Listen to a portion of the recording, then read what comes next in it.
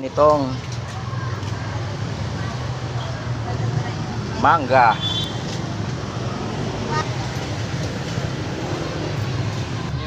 Wala tayo ng ulam.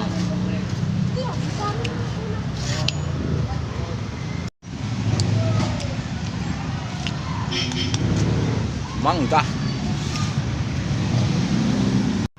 Kano?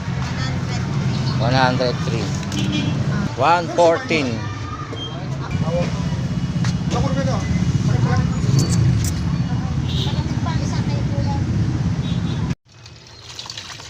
Ating ulam for today guys ay adobo atay balunan. See you guys. Igisa na natin. Lagyan natin ng mantika.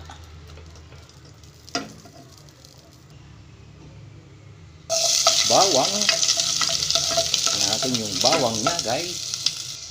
Sunod naman natin ang sibuyas kasi luto na yung bawang.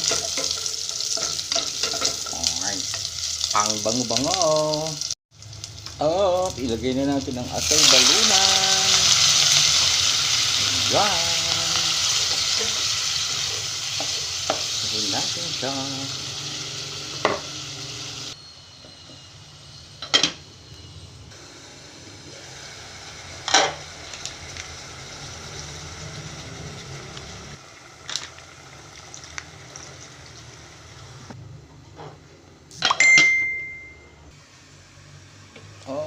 Luto lang ating adobong atay balunan guys.